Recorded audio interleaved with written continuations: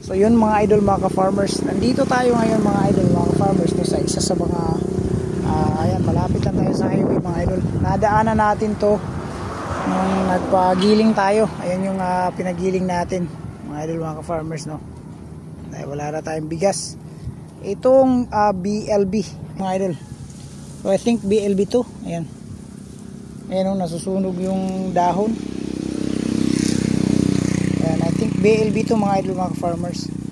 Ayan, so kumalat na ito sa halos sa buong palayan na mga idol, mga farmers. Ayan. Ayan, hindi lang siya dito. Ang tatangkad pa naman ng palay na to mga idol, mga farmers. Hindi ko lang sure kung anong variety to, no. Ayan, no. So buong area na ito mga idol, mga farmers ay meron ng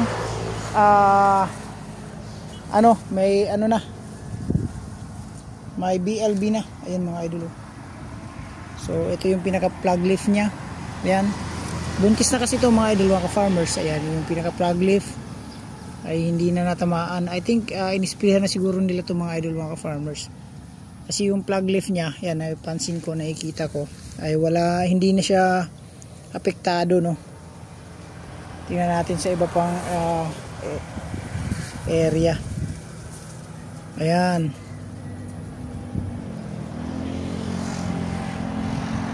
So ayan mga idol, mga ka-farmers, nagkukulay dilaw na yung halos buong palayan mga idol. So isa sa magandang gamitin dito mga idol, mga ka-farmers, ay bactericide at saka fungicide na gamot. So yun yung maganda talaga dito, yung BLB stopper. Based sa experience namin mga idol, last wheat season ay BLB stopper yung ginamit namin.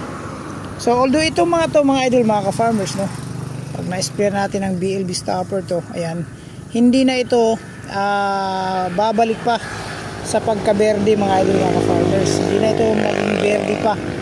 Ito ay malalanta na lang talaga. So kaya natin ini-sprayhan para maproteksyonan yung mga plug leaf. So makokontrol yung pagkalat ng bakterya, no, sa dahon ng palay. So baka kasi in-expect nyo na magiging berde ulit, no.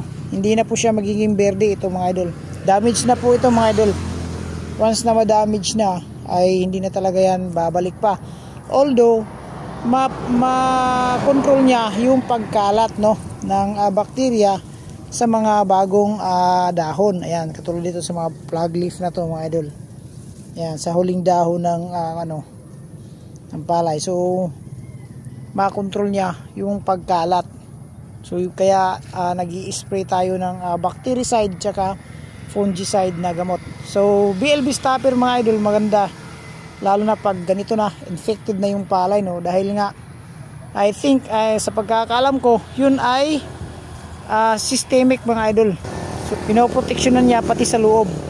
So hindi lang sa labas, pati sa loob mga idol, mga farmers. Yun yung kinaganda ng BLB stopper. Hindi ko lang sure kung meron pa available ngayon dito sa market, no, yung BLB stopper.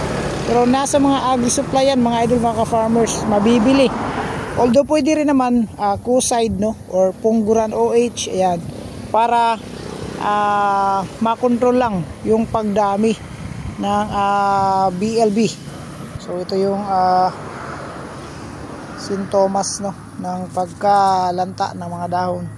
Although yun nga, yung mga plug leaf nya dito mga idol, sa napapansin ko lang dito yung mga plug leaf nya ay ayan, okay naman siya, hindi na siya natamaan. So I think inisprayan na nila to mga idol, mga ka-farmers.